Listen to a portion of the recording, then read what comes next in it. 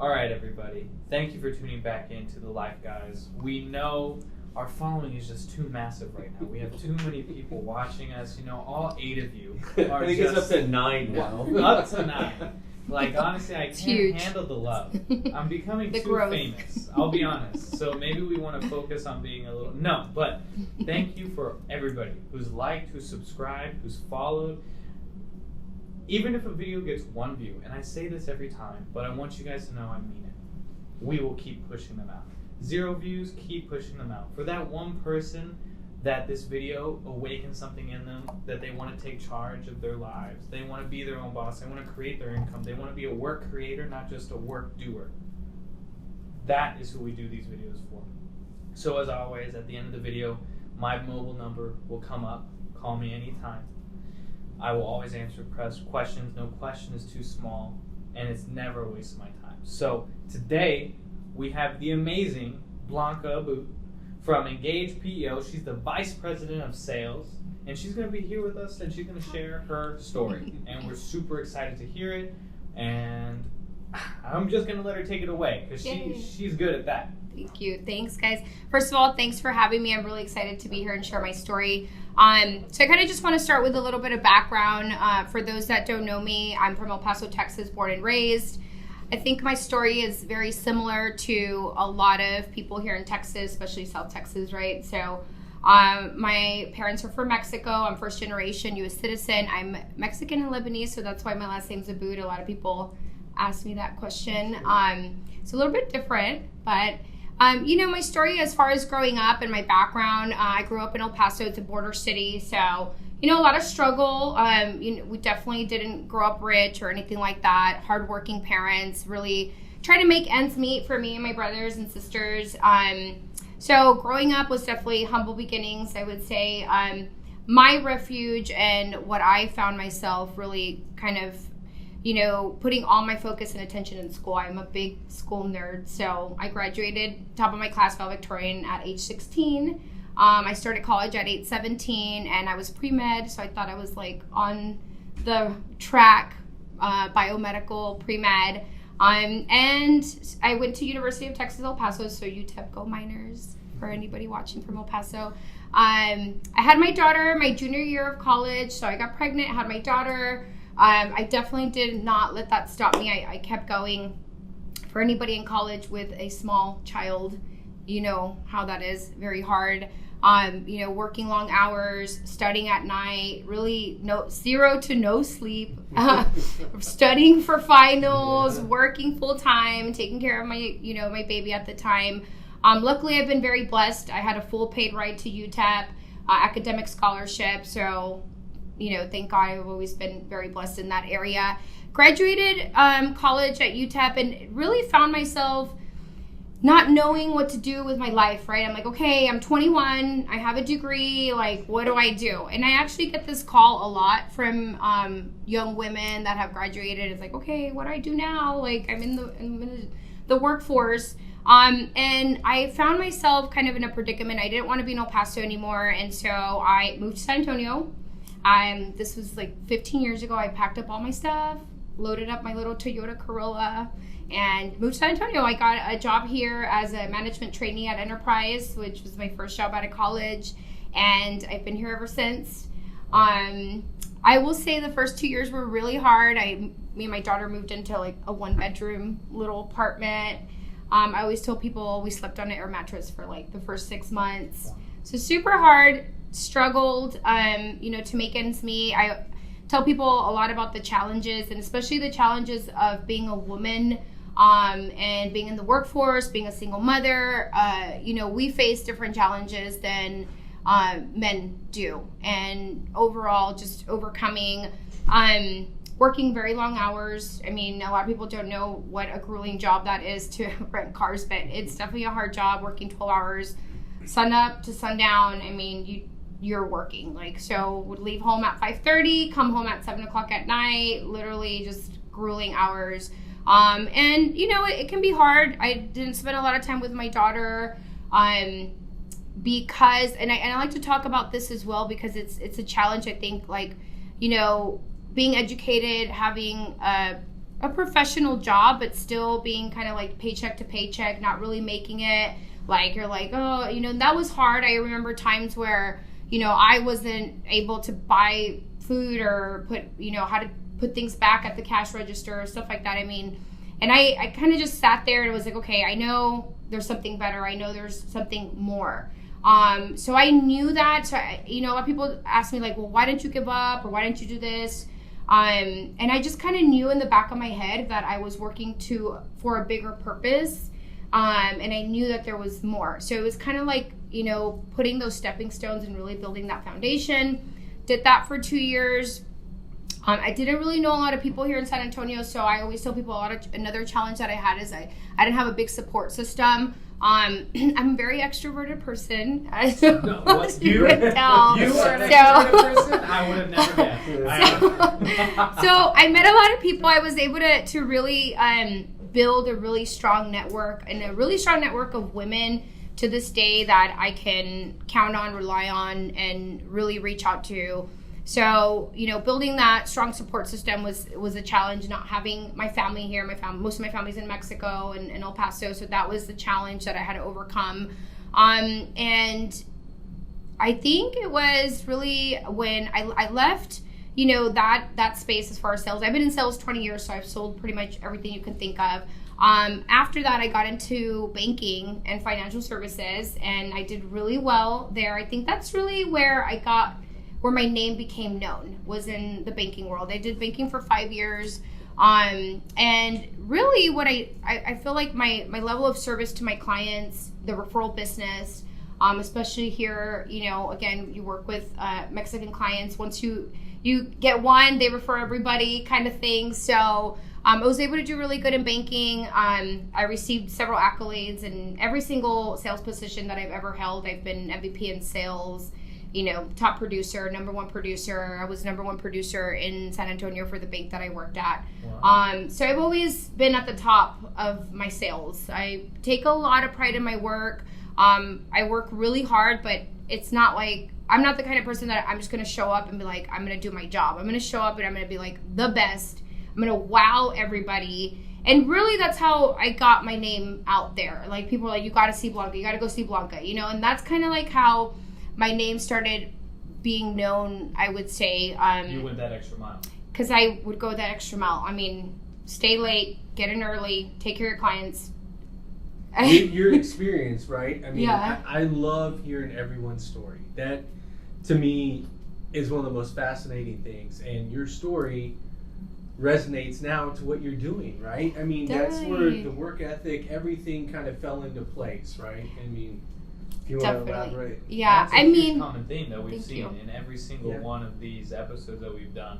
Now, going the extra mile has always been that divisive factor, you know. That's what divides when you're going to be unsuccessful and successful, is when you want to push yourself to do those extra hard things, you know. Mm-hmm. Being proactive, common thing that we talk about. For sure. Proactivity in this industry. Follow through. I can't even stress that enough. But yeah, being proactive with my clients, following through, you know, making sure if my client wants something done, I get it done without any hesitation, no problem, no reminder. I'm on top of it. So that really kind of led me to have a big following at the bank, where I had a repeat business, repeat clientele. Clients would wait for me in the lobby, you know, back when the banking was like lobby, right? People would be like, I'm going to wait for my banker. So yeah, it was good. It was good times. After that, I actually got introduced to the industry that I am in now, which is PEO, Professional Employer Organization. I got referred into the industry, and most of the jobs that I've held, or I would say all the jobs I've held in sales, I've been introduced by somebody that seen my work, seen my work ethic, and then said, hey, you really need to talk to this girl. She's really good at what she does. And so that's kind of how I got introduced to PEO. Started 8 years ago, and since day one, I was top producer.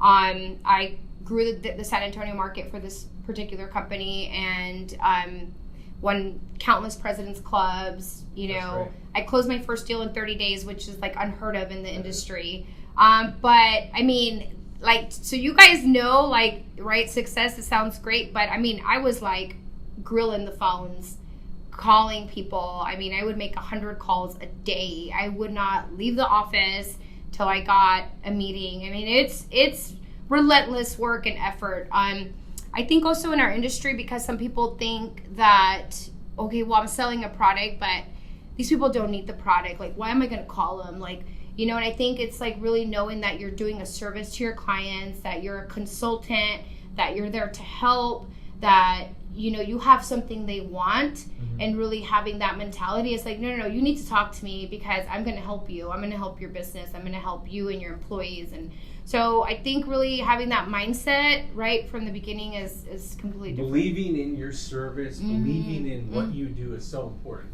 because it will come through if you're selling something and you don't believe in it, right? People will see through that. Yeah. Oh yeah, for sure. I mean, the passion, right? I'm a very passionate person, so the passion behind what I do, the why I help my clients, why I help small businesses, and you know, overall for my family to be able to provide for my family, for my kids. So yeah, just being passionate and being genuine, and also really having integrity. Like, I think that's really important in our business, because clients can see through that. And you know, a lot of times, like I always tell my clients, like, hey, I'm not going to be sometimes the best price, but I will tell you I'm the best value, and I'm going to give you the best service.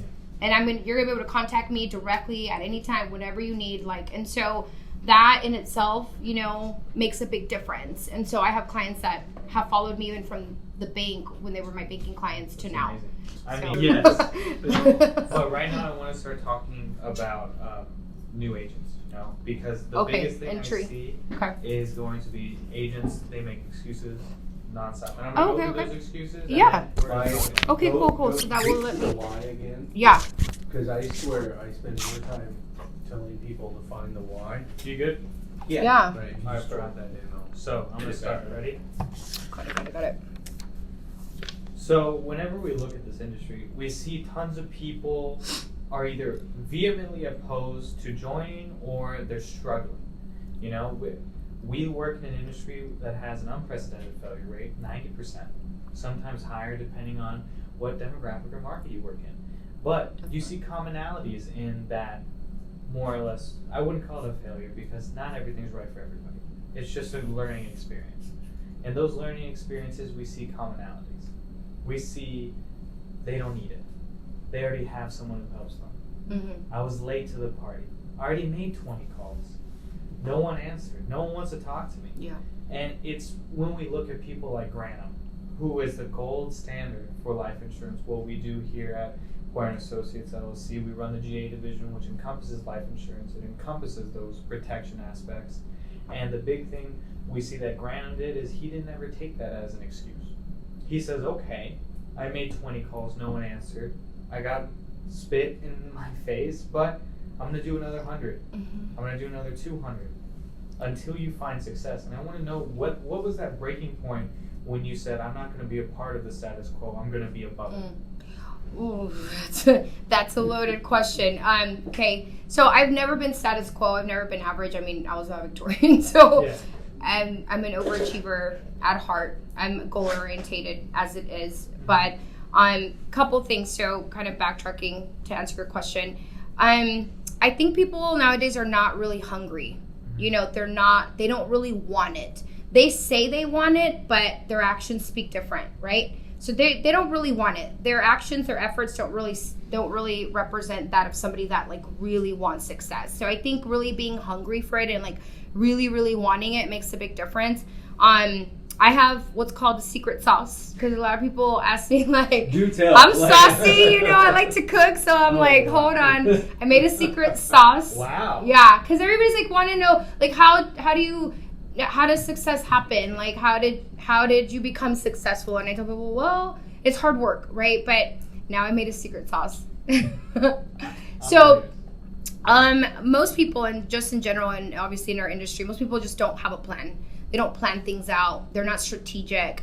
They're not methodical. They just go to work, make their calls, done, I'm done. they're not really, there's not a lot of thought behind what is it that I'm going to do today? What is it that I'm going to accomplish today? So every year I start off with a very detailed business plan. I detail my business goals, my personal goals, and I'm very strategic to the T on what I'm going to do every day, every week, every year. And so a lot of people think like, oh, you're successful. I'm like, but this was all planned.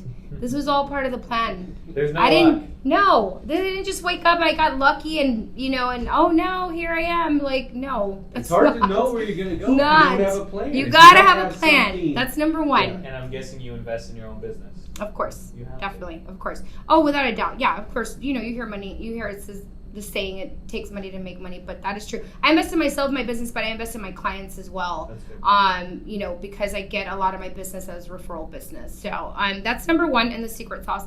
Number two is, consistent action, consistency, consistent activity to get the results that you want. There's really, a lot of people get real kind of like, New Year's resolution. January, you're so excited. You're like, yes, I got this. You do everything right. And then February, March, you're already done. You fell off. You're not. New Year's resolution. Yeah. So consistency is so important, and so is routine. And I do the same thing every day to the T, without a doubt. There's good days, there's bad days, but the whole thing is you have to have consistent action, and then you have to execute your plan. You have to execute, you have to implement. You talked about the 20 call. I know my metrics, so I know how many calls it takes for me to get an appointment. Mine are different than obviously an entry level person, but I don't think that you should put a number to it. I mean, you make as many calls as you need to make until you find success. Yeah, until you find success. I mean, so that's a little bit about my secret sauce. Hey, don't share it all. I know, because you're gonna have the other 80 Blancas now.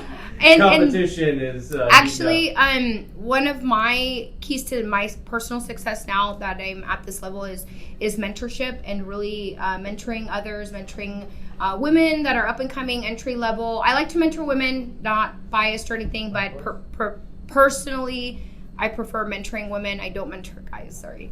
But I have found that by giving, my knowledge, my experience to others, I get better, right? And then I can help others also achieve that success. I not like, oh, it's my secret sauce. Yeah. Nobody can have it. Not at all. I want everybody to have the secret sauce. So it's the biggest thing you learn from teaching. Definitely, yes, of course. It's always going to be, especially with our new training program that we developed from agents. The big thing that we wanted to do is be different. Because our training program is the only one like it in the nation, and that's for a reason. Okay. It takes a lot of investment from us. A lot of monetary investment, a lot of time investment. We give things. The biggest thing that is different than us, we give a piece of our book. So we have 80,000 clients right now in our firm, and every single new agent, they get 300. We want to show that we invest in them enough to trust them, and that's why our program is as stringent as it is, and as time consuming and as taxing as it is, because you want to weed out the people that are not going to make it also. Yeah. So. Yeah. But we also want to give people a new lease on life. A lot of the people, we have no constraints. Whether you're in college, you're retired, if you have that drive, if you have that hunger, our biggest thing is we want to showcase that. We want to give you a new perspective. Definitely. I'm a big advocate on continuing education. I mean, I feel like even though I am at where I am today, I never stop learning. I'm always learning something new. I'm always looking at a new skill. The market's always changing. The industry's always changing. You really have to stay on top of the day-to-day, the trends, what's trending, what's not, what's hot, what's not. I mean, you really have to know what's going on. So I'm a big advocate. I went to pursue my graduate degree at Texas A&M, so I have my MBA with a concentration in healthcare, which is really the area that I like to focus in. And I think that people sometimes feel like they get to a certain point, like they don't need to get better or learn, or like I'm already good, but you can always be better. You can always sharpen your skills. So one of the things I love to talk about, and the reason I love this business, is I love to find people's why. And you mentioned that a little bit yeah. earlier.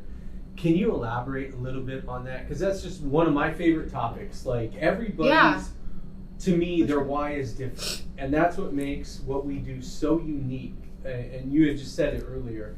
And I just want to get your take on it a little bit more. I think that, having the why is where you get your passion, your drive from. I mean, my why is definitely my kids and providing, and so that my kids don't have to struggle like I did growing up. So that's a big part of my why. But I think that if you focus on your why, your work is no longer work. It becomes easy. It's you're more motivated. And I love my job so much. I tell people, like, I don't care. Like, I love my job so much. It's not even work because I love what I do because I'm so passionate about it. So for me, it's like I'm not really working. I'm helping people all day, every day. You're doing your calling. Exactly, you're my purpose. existing. Yes, and focusing on the why, but also like your purpose, right? Like, what is my purpose? It expands. It starts expanding too. Like there is no success without purpose. There is no purpose without drive, and that's what we're trying to get at with our entire series. We are focusing on people who not only found their home in this industry, they found success in it as well. And to people out there who may say, you know what, it's just not for me. Learn about it. Engage in it. When you stop learning, you stop excelling. Mm-hmm. And when you stop excelling, you stop succeeding. And that's just the fact of the matter. There's no person who's successful who is not excelling in their field. Because success by itself means nothing unless you are teaching others, you're bettering your community, giving back. Yep. And of course, that's what we're trying to show on Life Guys. And thank you, Blanca, for coming. Thank you. Amazing story. Thank you. Amazing insight. Thank you. I'm gonna trademark secret sauce. Secret sauce. Wait, no. And I cannot wait to make stickers. Look for my merch. Come at you now. Okay.